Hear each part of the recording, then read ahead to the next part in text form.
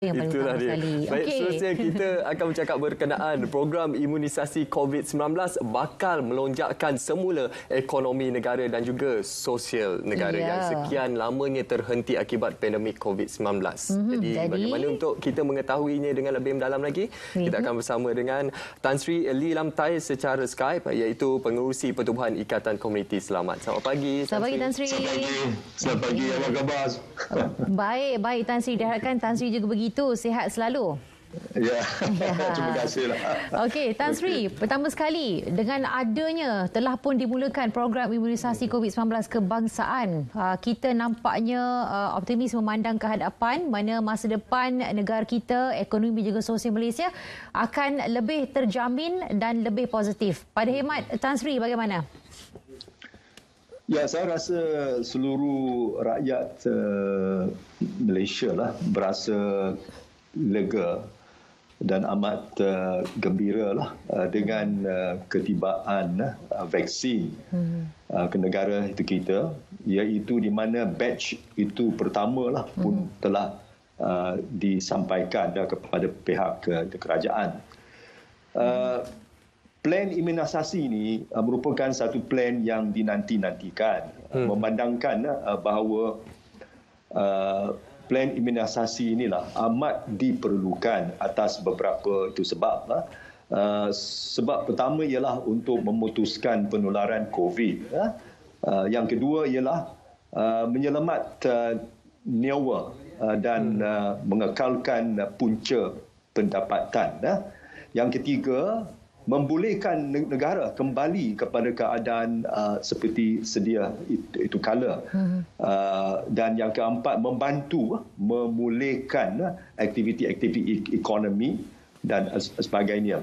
So saya rasa yang sangat penting ialah bahawa kita harus itu sedar bahawa pendekatan yang diambil oleh pihak Kementerian Kesihatan dan juga kerajaan dalam menangani isu COVID ialah untuk mengimbangi kesihatan awam dengan pembangunan ekonomi.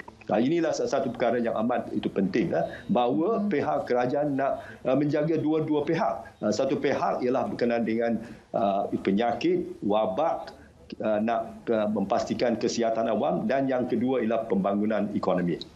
Baik, Tan Sri, kita lihat kejayaan pelaksanaan program imunisasi kebangsaan sangatlah penting untuk kita menjadikan ataupun menarik pelabur asing terus melabur ke dalam negara dan juga kita merancakkan lagi sektor sosioekonomi dalam negara. Namun dalam kita mencapai pemulihan ekonomi ini, faktor vaksinasi secara bersasaran perlu dilakukan secara berperingkat, dan juga nasihat Tan Sri kepada masyarakat di luar sana untuk terus ramailah anggota masyarakat orang ramai telah diberikan vaksinasi. Itu jadi soalan sekarang ialah yang saya anggap sangat penting ialah bagaimana kita boleh membina keyakinan di kalangan orang awam bahawa mereka harus tampil ke hadapan untuk terlibat dalam program vaksinasi itu.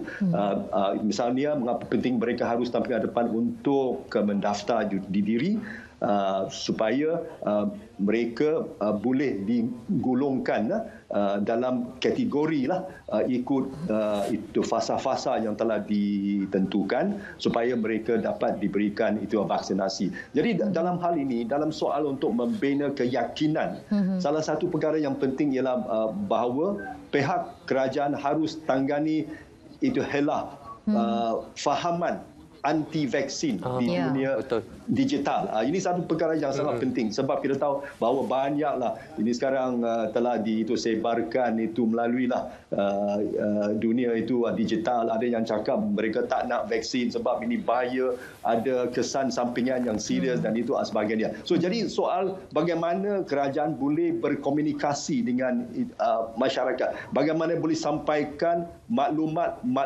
berdasarkan kepada fakta-fakta sains dan juga berdasarkan itu kepada apa yang itu betul, yang patut difahami. Jadi semua inilah saya rasa kita memang memerlukan satu strategi yang berkesan ke arah untuk sampaikan semua maklumat berkaitan dengan vaksin kepada itu masyarakat. Dan dengan berbuat demikian. Jadi saya haraplah bahawa kita boleh mencapai imunisi itu kelompok ataupun herd immunity, iaitu 80% penduduk ataupun 26 hingga 27 juta rakyat Malaysia dapat diberikan vaksinasi. Ya, itu yang kita harapkan, dan untuk memberikan lebih banyak keyakinan, banyak informasi perlu disalurkan kepada masyarakat, tapi dalam masa yang sama Tan Sri juga menegaskan untuk memberi ruang kepada masyarakat untuk mendapatkan input-input tersebut sebelum membuat keputusan tanpa paksaan. Betul Tan Sri? Ya, betul.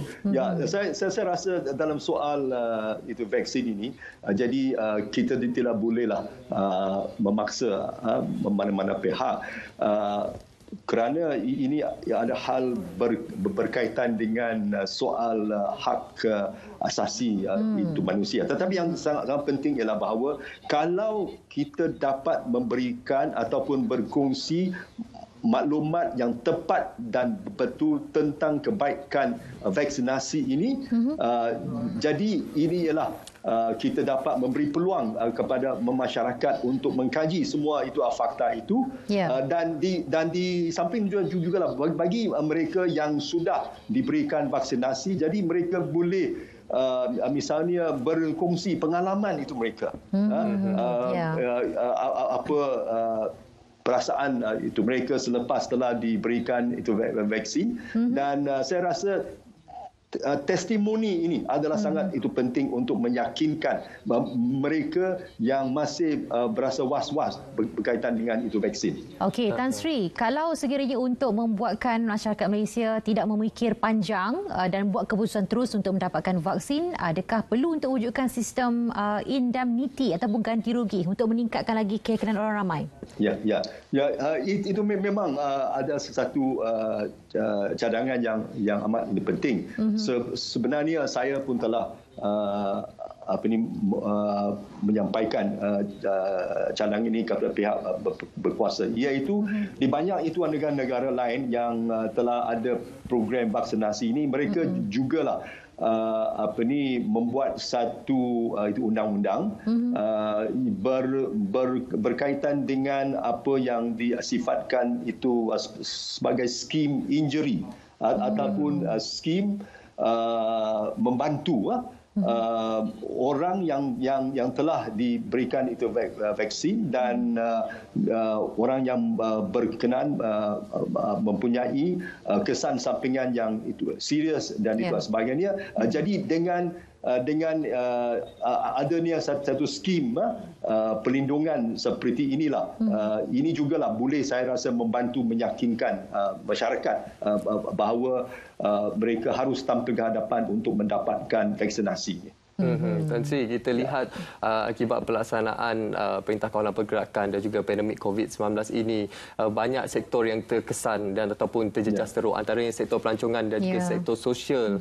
Jadi mungkin akibat daripada pelaksanaan fasa pertama pelancaran program vaksinasi ataupun imunisasi COVID-19 kebangsaan ini, mungkin ada nasihat daripada Tan Sri kepada pengusaha-pengusaha industri di luar sana untuk mereka mempersiapkan strategi perniagaan mereka lebih kompetitif dan kreatif dalam mendepani cabaran ini, Tan Sri. Ya, saya nak mengambil kesempatan ini untuk menggesalah semua pihak itu majikan yang itu misalnya ada itu pekerja yang perlu diberikan itu vaksinasi, termasuk itu jugalah misalnya ini pekerja asing, supaya mereka digalakkan untuk mendapatkan vaksin. Ini kerana apabila mereka sudah berbuat demikian, itu jadi mereka boleh memastikan bahawa isu tentang COVID-19 ini dapat ditangani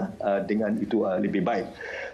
Tetapi cuma ada satu perkara saya ingin menyampaikan di sini, dan itu ialah bahawa bagi mereka yang sudah diberikan vaksinasi, mereka harus itu sedar bahawa vaksin bukanlah kaedah penyelesaian